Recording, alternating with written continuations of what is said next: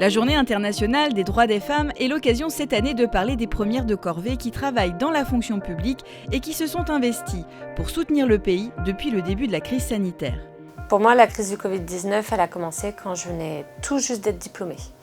Je suis arrivée en réanimation pédiatrique. J'avais postulé avant cette crise et je pensais que j'allais être épargnée et finalement, pas du tout. J'ai eu la chance de travailler dans un hôpital qui avait les moyens. Donc on avait les surblouses, on avait les masques, on avait les charlottes, on avait les gants, on avait tout ce qu'il fallait pour ne pas se mettre en danger. Je dis que c'est une chance parce que je sais que j'ai d'autres collègues dans d'autres hôpitaux qui eux n'ont pas eu ça et c'était assez compliqué pour eux. Dans l'éducation nationale, les AESH, les accompagnantes d'élèves en situation de handicap, ont elles aussi pris la situation à bras-le-corps en se créant une place dans le dispositif d'école à la maison. À la base, la fonction d'AESH est déjà invisible, plus encore lors du confinement. Puisque la première des choses, c'est qu'il fallait que les professeurs s'organisent et les directions.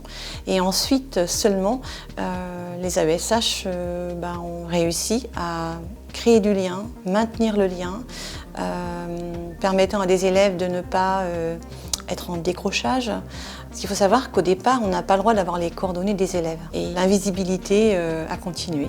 Autre personnel malmené, les agentes territoriales. Qu'elles soient dans l'animation, la petite enfance ou l'entretien, elles ont répondu présentes. Il faut savoir que dans la fonction publique, surtout catégorie C, on est titulaire de notre grade mais pas de notre poste.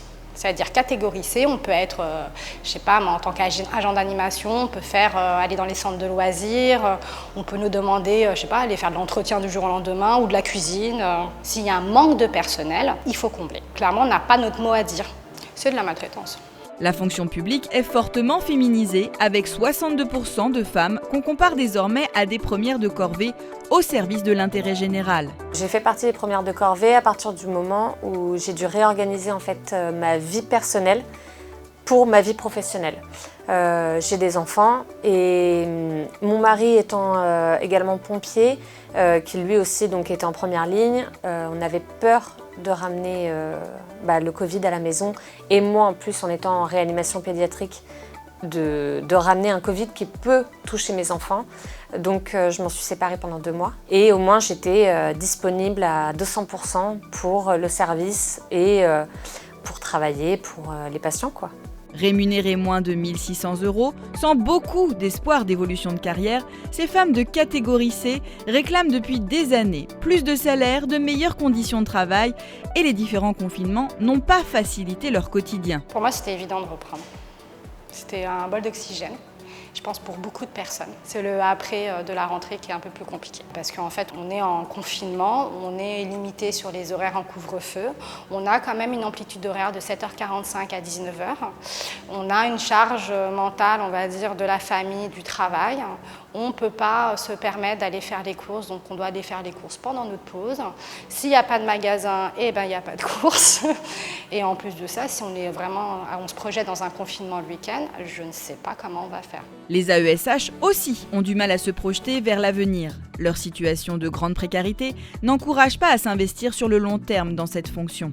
Aujourd'hui, en tant qu'AESH et femme, ce que je revendique, c'est que cette fonction soit un vrai métier à part entière. Je revendique aussi une reconnaissance et donc un meilleur salaire. Aujourd'hui, même avec un temps plein, on ne vit pas correctement, surtout quand on est, par exemple, comme moi, une maman solo. Au quotidien, on fait toujours très attention, mais ça veut dire qu'il n'y a pas de loisirs. Les soins de santé, il y a des choses qu'on va pas soigner, les dents, par exemple. Quand on gagne 1 340 €, la question qu'on va se poser, c'est combien on aura quand on sera en retraite.